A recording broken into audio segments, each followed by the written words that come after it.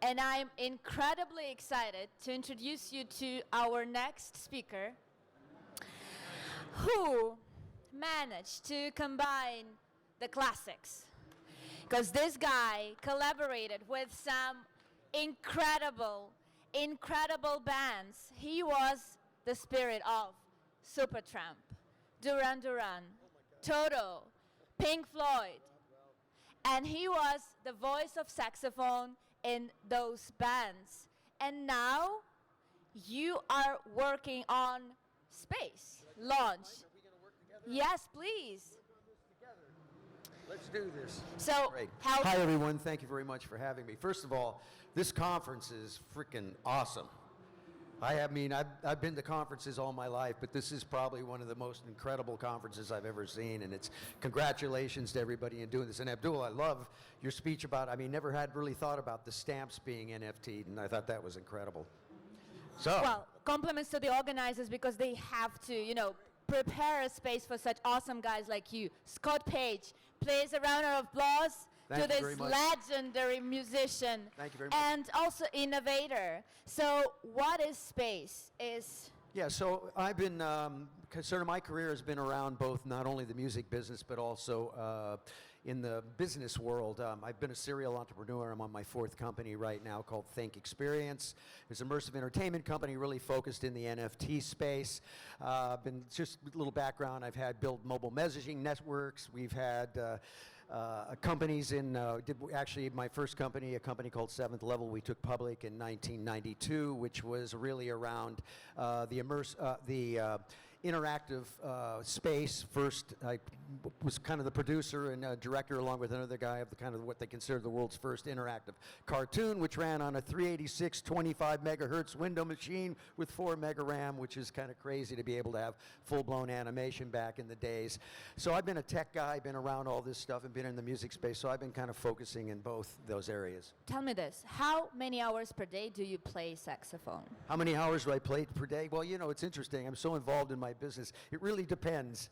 So I go back and forth. There's days that I'll play a lot of saxophone, and then there's actually some weeks I don't play my saxophone because I'm in the business side of things. So yeah, that's sort of an up and down thing. That's impressive, okay, because usually Yep. when you have a passion, it's very difficult to, get Yep. into another passion at the same Yep. time.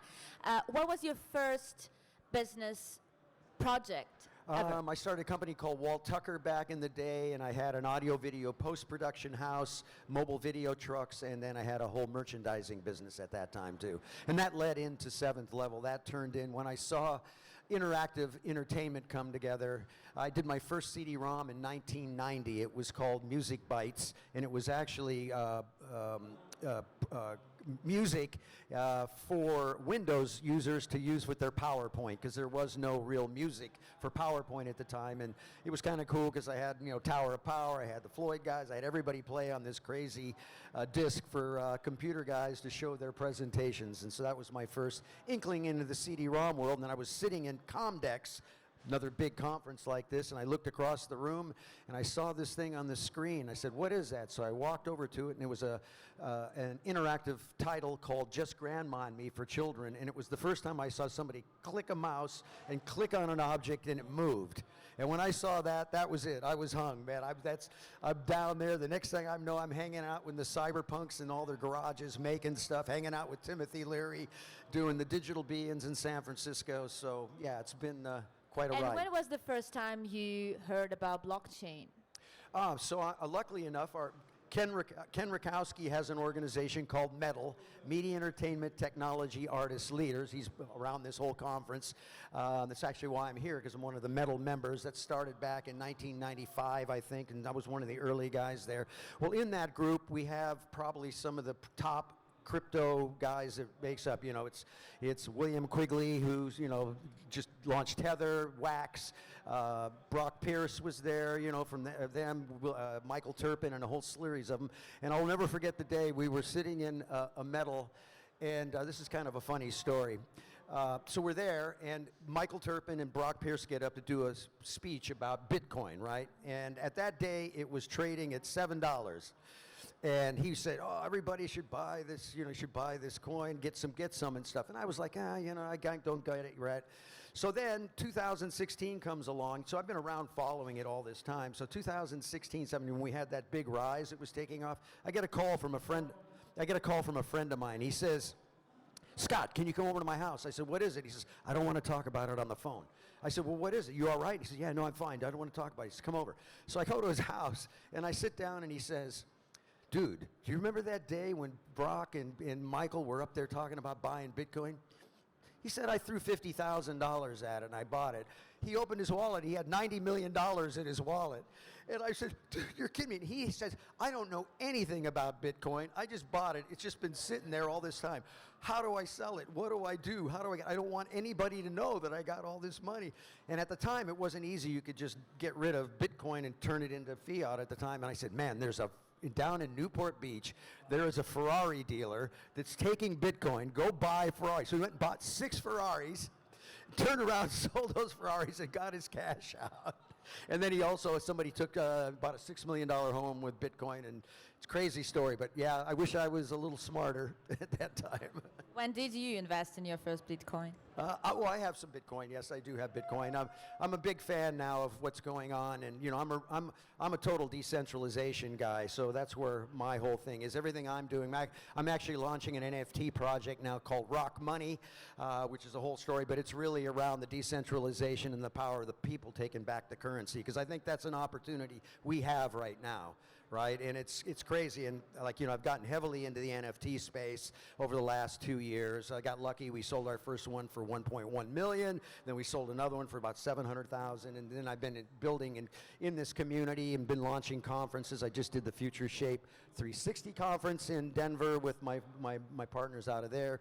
We're getting ready to do NFTLA coming up, and yeah, I love this space, and it's probably one of the most exciting things. And what was so interesting is so many people don't really realize what an NFT is, and they look at this thing, and they come up with me all the time, and they say, you know, that picture of that ape, why is that thing worth $1 million, right? And they can never understand a JPEG, how it could be worth $1 million. And when I try to explain to them the beauty of what NFTs are and why that thing is so valuable, because it's a distributed brand. It says you got 10,000 of those Bored Apes, right? Everybody knows about the Bored Ape Yacht Club, I'm sure here. Does everybody know about that? No?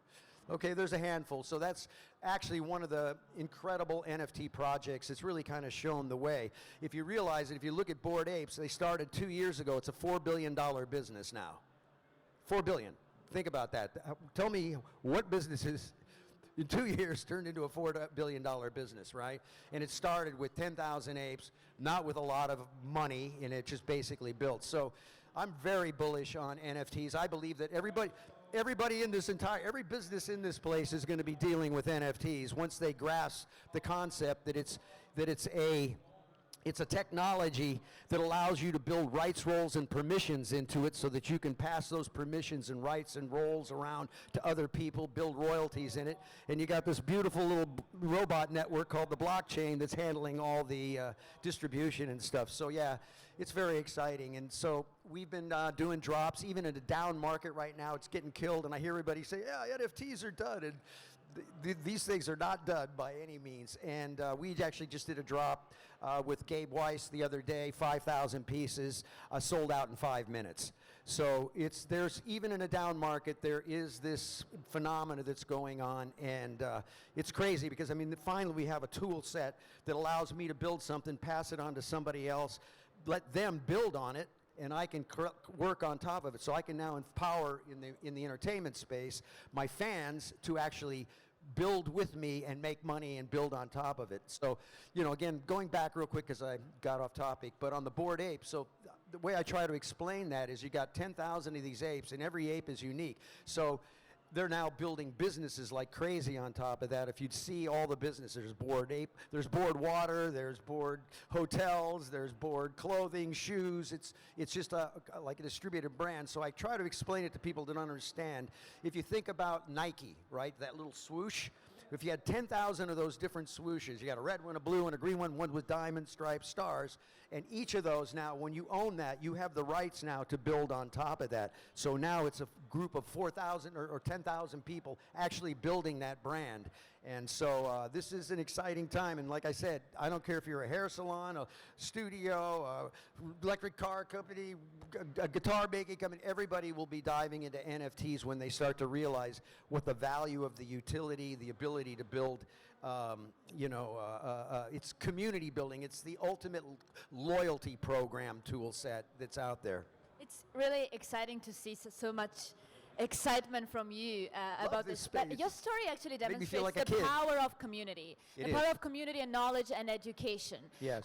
But you have been telling a few times, I'm trying to explain, I'm educating, I'm teaching.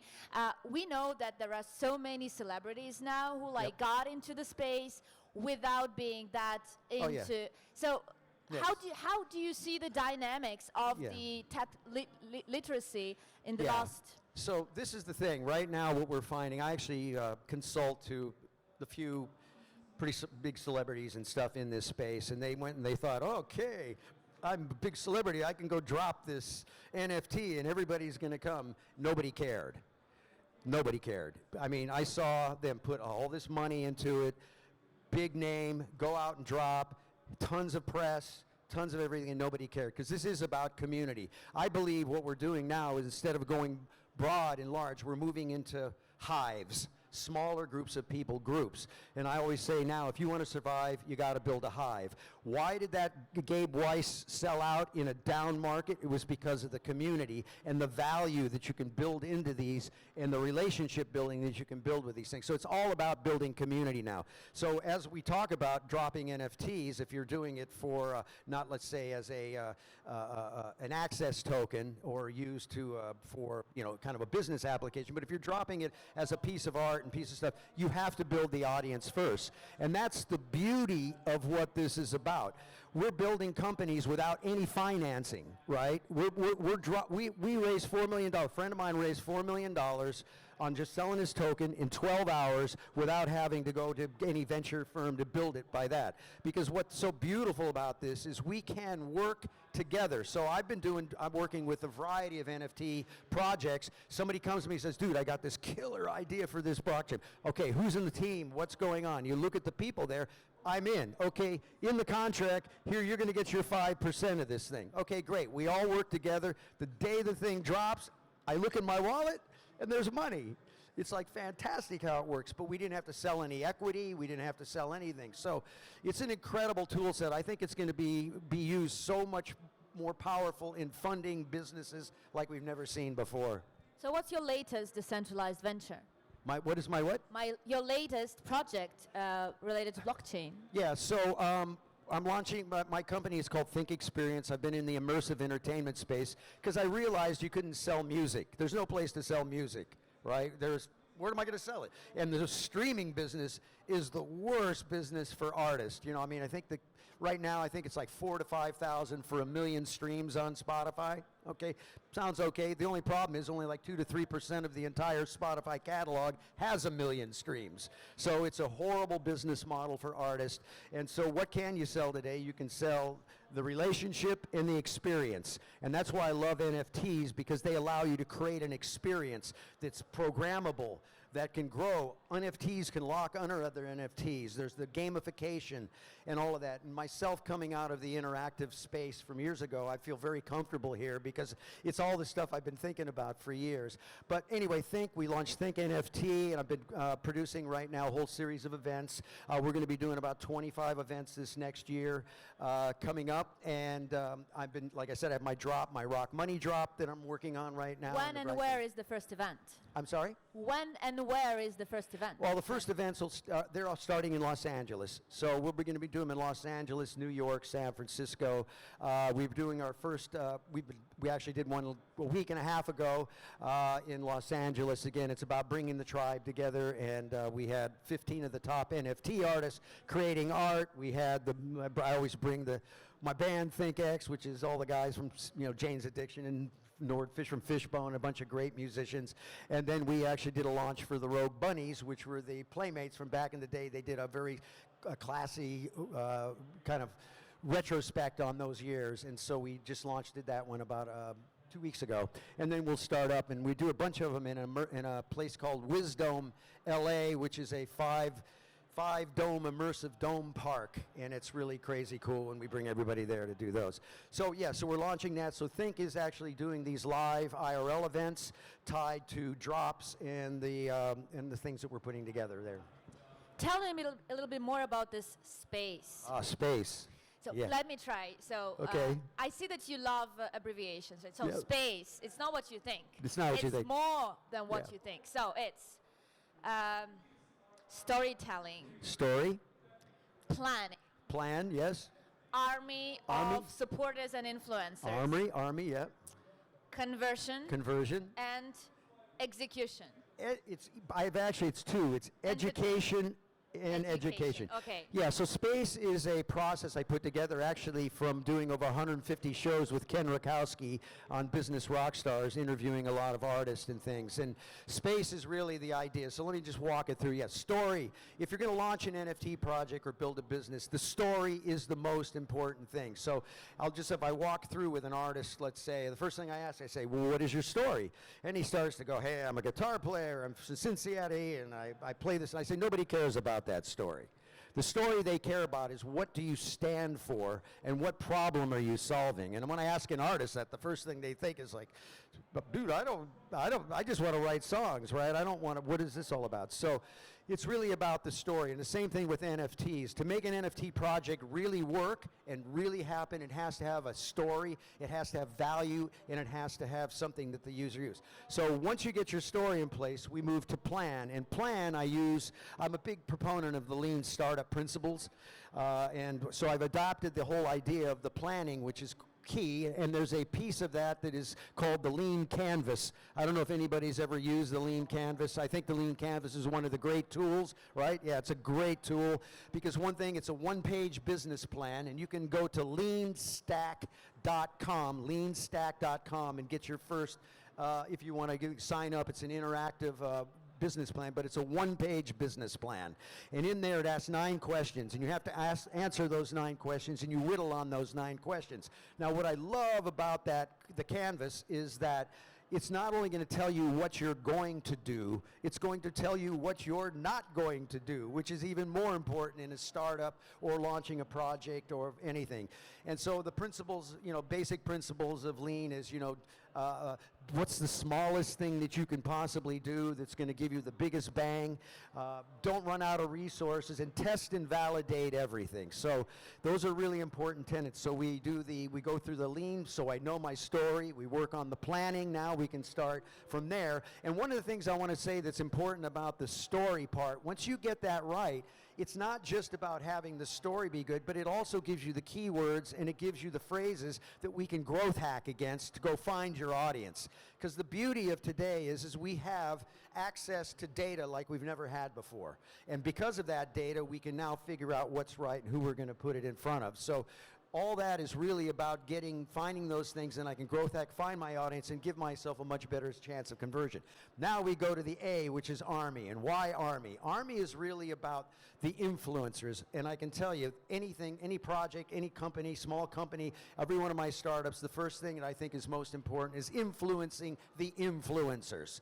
Because once you can get them on board, then that helps spread things and moves it down. Same with your NFT project. I'm out, why did I have 15 of the top NFT guys building on top of my project? They're the influencers. They have audience. They have all those things in place. And right now, especially in the NFT space, we have an opportunity for collaboration like we've never seen before, because I can now hang with the top NFT guys and they're all willing to collaborate. So that's good. So the Army. And one other piece about the Army is we realize that in the Army is your super fans, or those people. And we know that, right now from the data, it's roughly around 60% of your revenue as an artist will come from 1 to 3% of your entire audience. That's the super fan. So when you identify them first, that's where your revenue is going to come from. So it's finding those super fans, finding those things. So that's the first piece that you want to build in place. And then it goes to the C, the conversion. And this is where I tell everybody, if you're not converting, it's not turning into money, it's a hobby. Right? And that's what I try to explain to artists. And so many artists today, they don't want to they want to think about their fans, and they're afraid to ask them. I said, no, if this is a business, they're your customer, not just a fan. So how do we convert them? And then so we go through learning about conversion funnels, because funnels are very important right now. And there's incredible funnel systems and people that really know how to operate those funnels. And so how do we convert? So learning conversion processes are really important. So conversion funnels. And then we get down to the E, which is education / execution. And why I say this is because all those things I just talked about, if you're not educated, you got to get educated on how all this stuff works. Because if you don't do it, so like in the NFT space, anybody getting into the NFT space, you got to go put the 30 to 40 hours in. You can't do it. The good news is you got your education tool, which is YouTube and Google, and you can go to school and you can start following people. You go on Twitter, you start following all the NFT hashtags, you look for the leaders in the space. You spend all day as often as you can on Twitter Spaces, inside Clubhouse. It's all right there. It's just you got to have the will to make it go. If you want to go, this is the greatest time in history for the independent artist, business person I have ever seen. And I'm a four-time startup guy, and I'm telling you, I feel like a kid now because of NFTs. It's unbelievable, and the community is so alive and so excited about this, and the opportunities with this is just, it's unbelievable. You are an amazing energizer. Like, I feel inspired just being here, but so many things. And you also mentioned that there is so much data on the space. Oh, yeah. So let me get back to my first question about time management. Yes. For those who are lost in time, for those who do not know where to start, how to start, for those who have this FOMO, fear of missing out, how would you recommend to time manage these new ventures? I mean, it really depends on what you want to do, right? Is how important is it to you? If you want to know this, like I spend 90% of my time on this. This is what I do, because it's so exciting that it's just where I want to be. Huh? The other 10%? The other 10%, I'll play some music and. Do you sleep at all? I sleep. I meditate a lot, right? So consciousness is my favorite subject on the planet. So that's where I spend the rest of my time. But that's a whole nother topic, and happy to have that one with anybody. That's my favorite topic. But yeah, that's, it's really just how much time you want to put in. And a couple great places for people that might not know a lot about this space yet. I recommend a couple people that I know online that I think are really interesting to follow.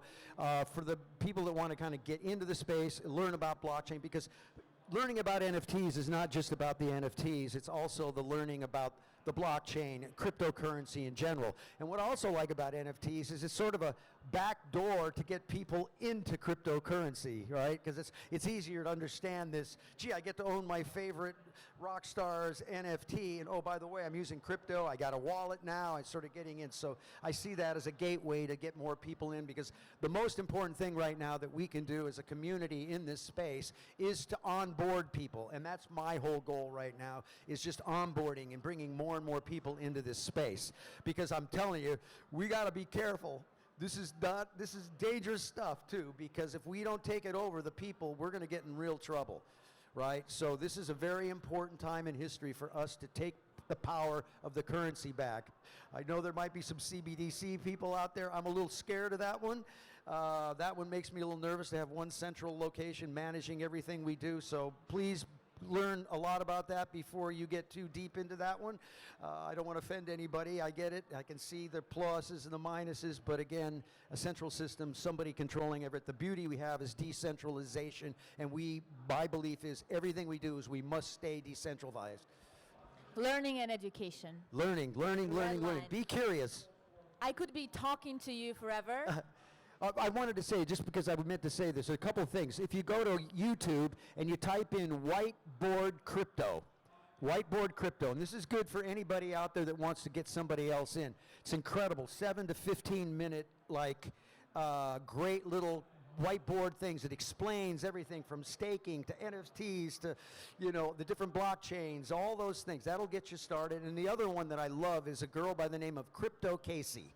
Crypto Casey on YouTube is fantastic. She's one of the most succinct teachers I've seen in the space. So those are two good ones to get started on. There you go. And I imagine you're available to Oh yeah, I'm available. So on my social, about blockchain. yeah, right? my social is all IAM Scott Page. So if you ever want to come follow me, hit me up. Tell me you're from Dubai. Let's talk. I'm trying to, like I said, I want to arm board and get as many people in the space as possible. Please praise Scott Page for this wonderful energy and inspiration that he just gifted thank you us. so much. I'm so happy to be here. I can't tell you. This is awesome. And the surprise part is actually that you are staying on this stage. Oh, that's right. We're doing another talk. Because Okay. other wonderful speakers are joining Oh yeah, to great. talk about creative economy and blockchain and NFTs for the music industry. In a second. Who do you got? Excellent. Yeah, hit me up. Yeah. All right, man, cool. Thanks. All right. Where's the saxophone? You're not Oh yeah, we're playing later. We're going to be Mr. Arabian Prince over there. We're going to play a little later. He was just asking about that. Amazing. Scott, we need you on the stage. Okay, I'm on the stage. Hey, I'll see you after. Right? Okay. Hi there. Sasha, nice to meet you. Don't you think that we also need to think about yeah. cloning? You know, like it's impossible to be everywhere and talking to everyone, and we would love to, right? Yes. So we are talking here about music in Metaverse, blockchain, creative economy, NFTs. I'm very happy to introduce you to our wonderful co-panelist, Sasha Titanko, Deputy CEO and Art Director at Sensorium. Hello, Sasha. How do you do today? Hello, I'm super excited to be here on this amazing stage once again with such amazing speakers. So I present the Sensorium Galaxy Metaverse, which is a leading metaverse featuring thematic virtual environments with photorealistic content, which presents virtual content hubs such as Prism World, for example, that's filled with shows of leading electronic music artists such as David Guetta, Carl Cox, Armin van Buuren, Jean-Michel Jarre, the godfather of electronic music, but also we create content virtual hubs for different other types of content, from meditations to spiritual learnings. And of course, we are a web-free company, innovative company, and we have blockchain as the pillar of it. And of course, we have NFTs and stuff. So I'm super excited to discuss with you I'm today. impressed with the variety and spectrum of different activities and names of great people involved into the lives and projects here. So OG Arabian Prince. I'm curious what they put here. So Grammy-nominated rap influencer and future mobility investor, and right? Yeah. That's why he's the OG. Yeah, but I've been in this space, man, I've been doing technology for, I don't want to age myself, 42 years now. Yeah, 42 years in the space. Started in doing visual effects and video games back in the late 80s and 90s, and moving into the blockchain in the late 2000s, like 2009, 2010, right when Bitcoin first dropped. We were making video games, specifically RPG video games, and trying to figure out how can we take the in-game items, swords, shields, things that people were trading with each other. There was no way for people to trade something. So I'm going to give Scott my cloak or my sword or something like that, and it's only 2 in the game. So this kind of leads to NFTs. This was technically NFTs back in the early or mid-late 2000s, 8, 9, 10. So how do I give you that sword or give you that shield? I have to trust that you're going to give me the money once my character hands it over in the game. So we were kind of putzing around with this thing called a Bitcoin, saying maybe we can use this thing. It's not worth much, but we can use it in game to trade stuff. And we tried it, and it was so early in the game, nobody knew about how to implement it in a video game system. So we said, all right, forget it, we chucked it. And similar to what he's mentioned later, years later, I forgot that I had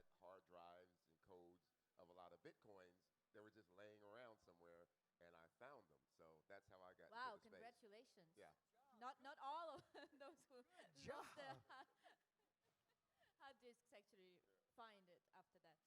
You know, there is an amazing story of someone who lost his hard Oh yeah, disk. yeah. He's the still lab looking mail, for it. and He's he's still still looking for it. looking for it. Anyway, let's talk about exciting stuff in Metaverse. Focusing on Metaverse, what is your first idea when you think about music industry in the Metaverse? You looking at me? Oh, the first idea. Well, first of all, I think the metaverse is going to open up a whole lot of opportunities for artists now. And again, because NFTs will be the currency generator that we can do in the metaverse. You know, people, it's so interesting. They talk about, you know, oh, it's no big deal. We had it back. We had Second Life. We had all those things. But what they didn't have was a commerce type of universal engine like what we can do with the NFTs. You know, we've been streaming all of our shows into the metaverse now, which has been great, right? So I think it's just an opportunity to not only like have these small hives, our events, so we have them, but also the ability to build audience and actually generate revenue through those opportunities. So using the metaverse as another engine, as a way of revenue where I can be sitting at home with or doing a small event in a small place, I can generate much more revenue, build more things through the metaverse. So I just use it as, I look at it as it for the artists, it's another concert opportunity for them, but also a place that you can create experiences for the NFT holders, right? And the things that you can actually do with them, because I think that's the thing. I want to change the word NFT because I think that confuses everybody. I think it's goofy, and I think we need to come up with a word like an experience. And I want to share my experience with you, right? It's that kind of an And idea. it will be another abbreviation, right? EXP. Okay, I like how you focus on the side of the creators. For me, We've gotten beat for, as listen, a- we made no money ever, right? We got killed in this thing for years. for the other side, I think it's immersion, right? Music in Metaverse. Sasha, what is your thoughts on this side of Metaverse experience? What is this Metaverse immersion that we could expect? Yeah, so where we stand, for example, at Sensorium Galaxy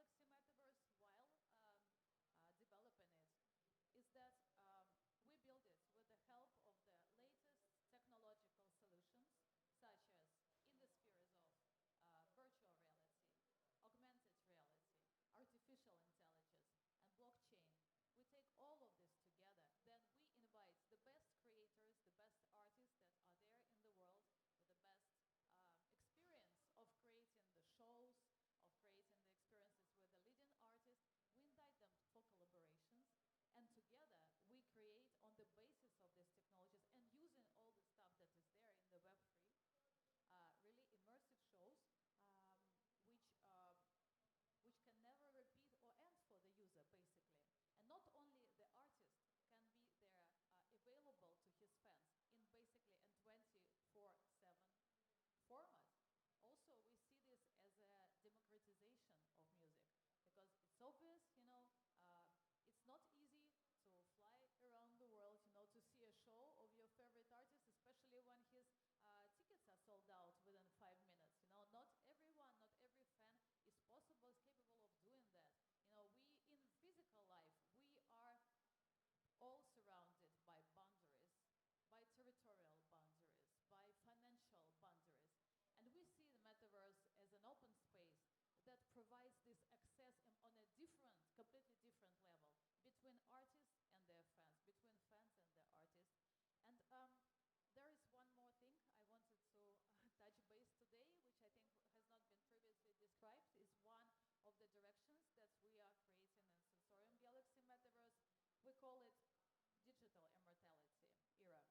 Because right now we have a possibility with the use of all this technology to make the artist obviously immortal.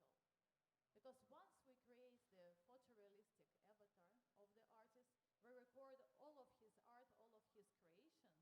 You know, his lifespan can change from a physical one into a virtual one, if he prefers so. And I think it's important for almost any artist to be memorized and to be there with his audience, not only of today, but also of the future. I wonder what you think about it. It also gives us an opportunity as humans to go away, because probably that's what's happening right now. We're watching AI take over. Consciousness is basically taking a new form. It gets to live on in the metaverse, right? Which is kind of fascinating. No, that's a great point. That makes me think about the recent Maria Callas tour that was a hologram tour.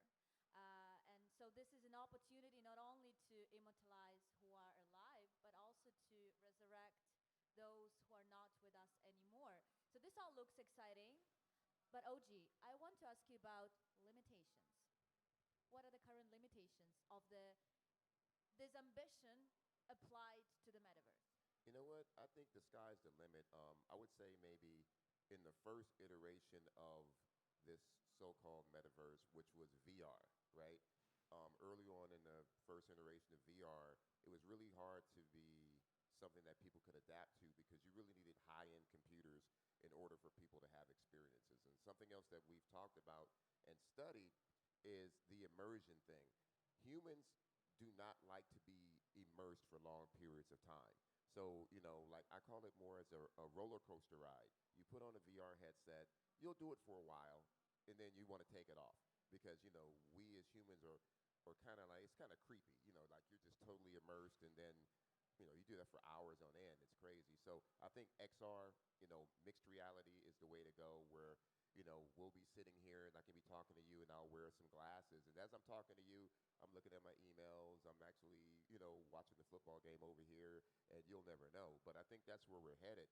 But now, because the barrier of entry has come way down, meaning that with Unreal Engine and Unity and a lot of the platforms we use to create the metaverse, we can make it so that you can actually experience interactive metaverse type, you know, content on your mobile phone. Yeah. So I think that there is no barrier and there is no limit. I think the limit is our creativity. Yeah. I think one of the biggest issues still with the metaverse, it's not very sticky, right? It doesn't, like you said, you don't go in there and hang because I don't think we've gotten the user experience correct. And I agree. I think AR is going to be the ticket for right now. I think that's going to be our thing. We're going to be sort of stuck in Web 2.5, I think, for a while, right? Yeah. The combination of the two. But if you think about it, with NFTs, people are going to be walking around. You're going to everywhere. You're going to like, oh, I want to interact. Oh, there's OG's thing. Oh, I can buy that too. So we're going to basically gamify our life, I think, first with this, which will be a form of that metaverse, as then we start to move into it and find other things. But, you know, I think there's also one really cool thing we were working on is you can think of a live event, and then you can think about the streaming. And what's exciting is it's really about real-time two-way. Right, that's come along because we've had the three main drivers, bandwidth, storage, and horsepower, have all hit the power band now. Because when we were doing VR back, we thought it was happening in the 90s, right? And the problem was a big, giant, clunky machine, and it was too slow. We didn't have the horsepower. We have that now, and I think that's the big game changer. In my opinion, there is another limitation, and dissipate it if I'm wrong. But music is about sound. So what about sound quality in Metaverse? What are the latest innovations that apply to the space? And how can we enable this effect of real sound in Metaverse? Yeah, so I was just at the event. Matter of fact, the actual speakers that we're listening on right now are a company called L Acoustic. And they're one of my partners. I do stuff with them. And we were both at an L Acoustic event, not at the same one, but we were both at an L Acoustic event. And they are very, very bullish on spatial audio. So spatial audio is, I'm sure you guys already use spatial audio in your platform. What you hear here, like you're looking at us, you hear me speaking to you. You've got speakers around you, but you also hear the ambient noise in the back. You can kind of hear the person over there talking and, you know, the clinking of the stuff over here. That's spatial audio. And in VR and XR and in the metaverse, that's how we get immersed. So I'll let her talk more about her platform. I know all about your platform. See, I've been studying it, so go ahead. Sasha, tell us a bit about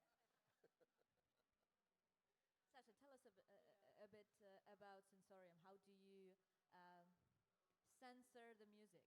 Our approach to music is, you know, on the one hand, to represent the brightest music of today, you know, in different genres. Right now, we are focusing primarily on electronic music genre within the Prism world that we are launching first, but not limiting to that, of course. But apart from like real life music of real life artists, we are also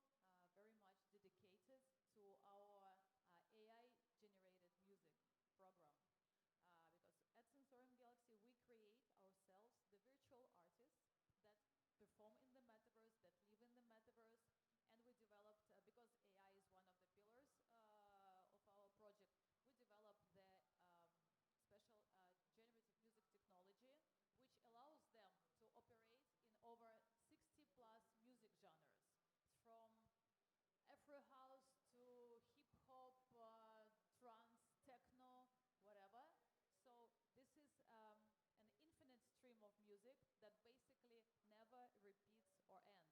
And it can live in the metaverse as a channel forever. Immortal. Immortal music. Then, of course, we apply like traditional technologies to that because you can cut that infinite stream into a number of tracks and release it on the major streaming platforms, which we also started to do. Actually, it's not us; it's our virtual artists started to do that themselves. And yeah, it's a huge experience, and we want to see all of this coming together, and also human artists, perhaps starting to collaborate with AI-driven artists and with virtual artists, and blending and mixing all of this technology that both worlds are giving us, because we think the truth is somewhere, in between. It's both worlds that can give us something new and That's bright. a great point. So, Scott, how do you think the metaverse, the virtual space, could actually make us think different about the reality? What can metaverse bring to reality of music industry? I think one of the powerful things that we got is we can bring fan and stream now. So we can be doing something and actually bring them into the experience in a different way. I have a lot of mixed emotions about all of this, to be honest. I mean, I really feel like we're designing ourselves out with a lot of this AI that's going on. That's getting very smart, and it's kind of making us a play. And I just want everybody to be cautious of what's going down right now. So this is something where we have to be positive and bring the positive spin to all of this, because there's a very dark side. I don't know how to answer that question that you were just asked, to be honest. What are the dark sides, do you see? Like he said, I'm an artist, right? I tour, I travel, I do music. We both do concerts. She creates concert experiences. And what's scary, and meaning the dark side, is one of the top, I think, in the top, I'll say top 5, because I'm not sure the exact number. 2 of the top 5 tours, music tours in the world, are both interactive or virtual characters. Hatsune Miku, or is it Miku? Yeah. Hatsune Miku is a generated character that's from a free software from Japan. There's a software in Japan that they use to create this character. And then there's another free software called Vocaloid that can sing. So you can type in words and the software will sing. So they're using 2 free softwares to create a generated character that is making millions of dollars on tour right now. And then you have the Gorillas, which is another animated group that their background singers and actual musicians are behind a screen. You don't even see the musicians, you just see the animated characters. So those are 2 of the biggest tours out there, which is phasing us out. So that's the dark side for me. Use the mic, please. Definitely true. I mean, I went to a site, I forget about 6 months ago, and it said, oh, you got your movie score, right? You need a movie score? So you type in John Williams and and the next thing you know, you put your movie up, you hit a button, and the thing writes a complete score for your freaking movie. That's crazy, right? Yeah. You think about it, and What it's do you pretty think good. about AI? So Sasha mentioned AI. yeah. Like if AI writes or performs as Scott Page in Yep. Metaverse, what's your feeling? Well, what is what? I'm sorry. Isn't it creepy for you? No, it's creepy. There's no doubt about it. It's very creepy. Yeah, I think this whole AI thing is very, very interesting. You're seeing a whole series of people's work, like copy AI. Go there. You want to go write copy right now? No problem. You just type in, what is it you want to talk about? Okay, Pink Floyd in Venice, 1957 or 1967, or whatever the date is. Next thing you know, you hit a button and it writes an 79. entire score. I mean, it writes an entire copy for you. If you don't like it, hit another button, another copy. And it's actually about 80, 85, 90% there. So that's crazy. I mean, when you think about it, I wonder if we're going to just dumb down ourselves. And remember, whoever owns the algorithms wins. Whoever owns the algorithms wins. We're watching that go down right now. So we got to be careful as a society. I really mean that wholeheartedly. I would like to add about AI. That AI as a whole, of course, it's a technology, but it's presented on different levels right now. For example, we built the virtual beings, which are AI-driven, and not only they can create AI-generated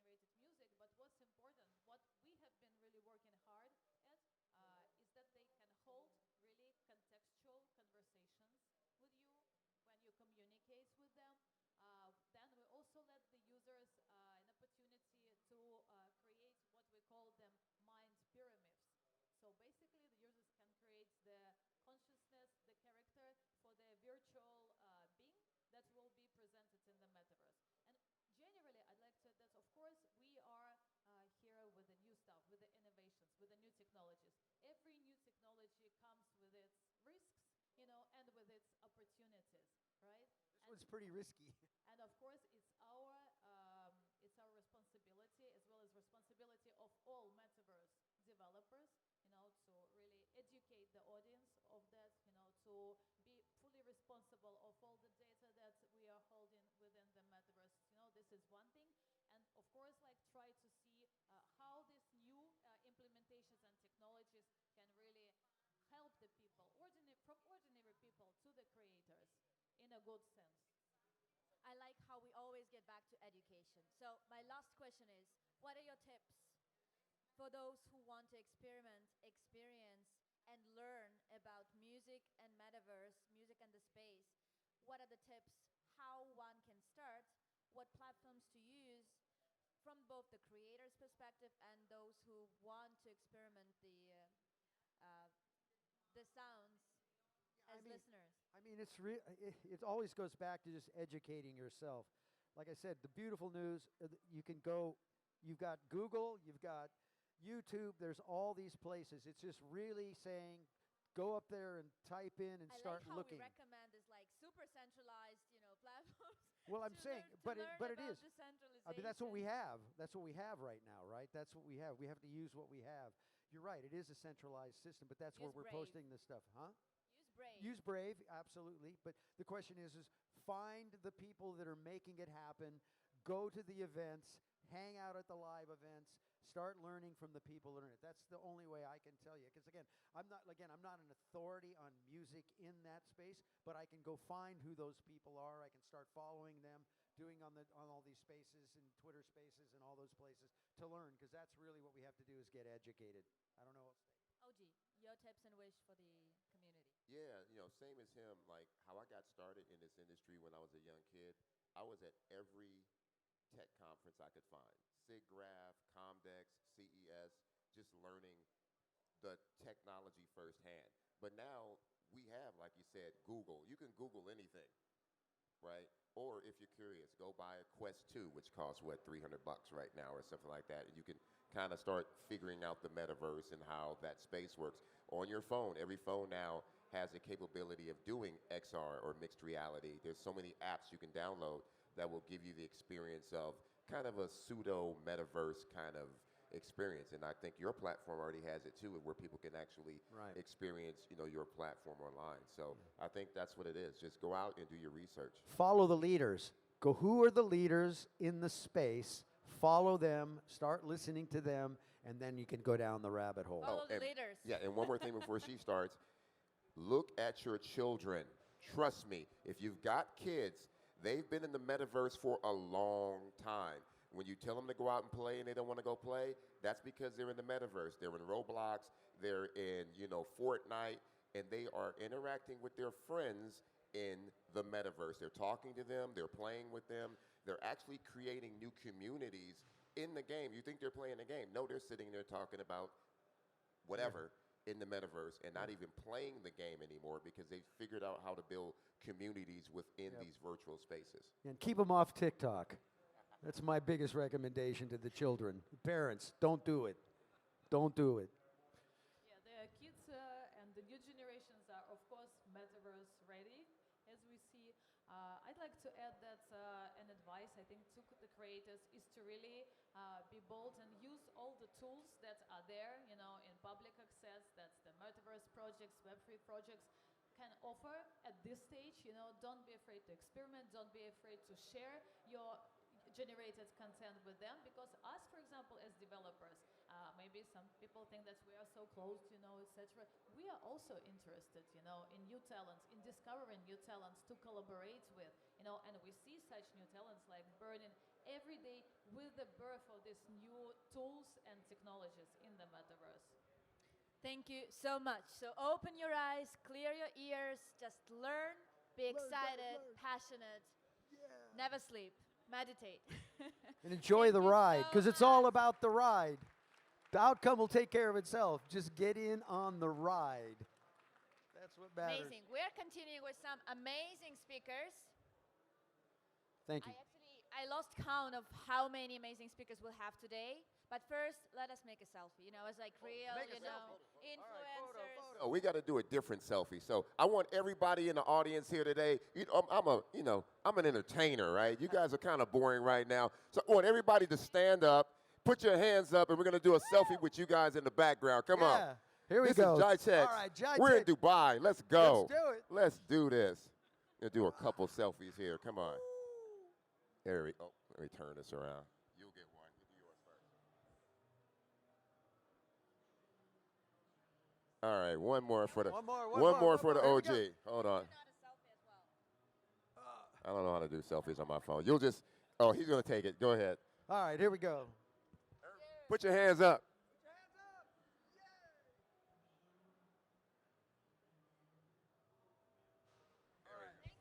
That was awesome. Thank you, everybody. That was a fun time. And thank you, Christina. You were awesome. And you too.